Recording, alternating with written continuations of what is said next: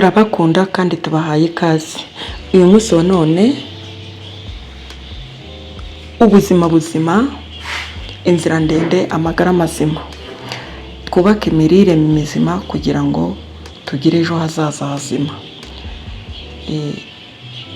Iyo wifashe neza ugakora discipline y'imirire, ubuzima nta kibuza kuba buzima. Tugiye kurebera hamwe rero abantu bafite uruhara rutaziye igihe, yaba uri umugore cyangwa se uri umugabo, uruhara rwanyu rugomba kuba rufite impamvu. Uyu munsi turifashisha amababi y'igipapayi, twifashisha ibitunguru, twifashishe tungurusumu, twifashishe na kajinja, tangawizi. Hari abantu rero muri no minsi turi kugenda dusoma ibintu bitandukanye ariko kubyexecta bikananirana.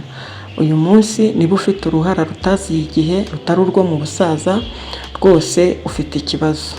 Iki kibazo nta kindi kiri bugikemure, ni uyu muti. Uragenda ufate amababi y'igipapayi, papayi do montagne, twa dupapayi dutoya. Numara kuyafata uyasekure, wongere uyasekure, hanyuma ku muntu ufite uruhara ndetse n'imvi zitaziye igihe, ushyire mu musatsi, umase. Numara kumasa mu musatsi ubihomemo, hanyuma utwikire. Aya mababi y'igipapayi arwanya ikintu bita uruhara, aho umusatsi wavuye urongera ukamera. Urongera ukamera kandi ukamera ufite imbaraga zifatika, ufite uruti muri wo. Aya mababi y'igipapayi kandi atuma nta kintu n'iki kimwe cy'uburwayi bw'uruhu rwo mu mutwe kibugeraho. Ikindi turifashisha ni mudarasini, bamwe bakunda kwita teyi cyangwa se romari. Iyi romari nayo yifitemo imiti ikora uturemangingo tw'umusatsi, ituma umusatsi wongera kwiregenera, hanyuma ugakomera mu twengeho duturukamo umusatsi, tukazibuka, tukamera neza. Iyi mudarasini kandi ituma uruhara ruhita ruzimangana vuba byihuse. Urayifata ukayiteka, wangiza kuyiteka ugafata amazi yayo ukajya umishura mu musatsi.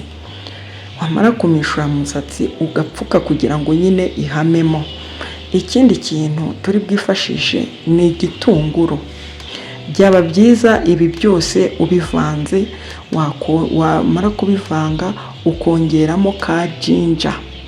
Ugafata amababi y'igipapayi, ugafata mudarasini, ugafata n'igitunguru cy'umutuku, hanyuma ugafata na katungurusumu, ugafata na katangawizi. Ibyo bintu uko ari bine ukabisekurira mu kintu kimwe, ukabivanga. Wamara kubivanga ukabishyira ku ziko, ukabicanira mu gihe cy'iminota 15, hanyuma amazi avuyemo akaba ariyo ushyira mu icupa ryabugenewe. Wamara kubishyira mu icupa ryabugenewe, umusatsi wawe ukawusukura neza, cyangwa se hamwe wameze uruhara ukahoga neza.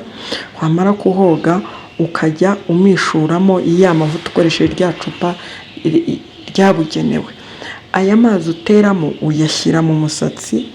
Wamara kuyashyira mu musatsi ugashaka nk'isashe cyangwa ikindi kintu cyabugenewe gupfuka umusatsi, ukabupfuka ku buryo icyuya giheramo, aya mazi aheramo akumiramo. Ibi iyo ubikoze iminsi 3, umunsi wa 4 wumva umusatsi wabaye nk'ibati. Uko kuba nk'ibati nuko elasticité yawo iba yatangiye kugaruka. Hanyuma iyo wumvise wabaye nk'ibati, nta kindi ukora, wogamo. Iyo umaze kogamo urongera ugasprayingamo y'amazi, ukayashyiramo, ugashyiramo, yamara kumuka ugashyiramo amavuta yabugenewe y'umusatsi yabugenewe.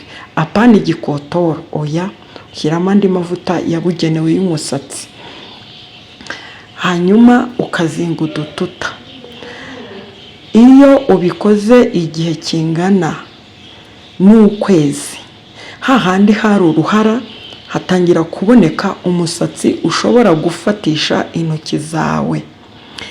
Biterwa n'iki? Biterwa na ka tangawizi n'agatunguru ndetse n'igipapayi na mudarasini. Ibi ngibi urabikora ukongera ukabikora igihe cy'iminsi 150, ni ukuvuga amezi 5. Uba ufite umusatsi mushya utarimo imvi, umusatsi muzima ushobora gufunga shinyo.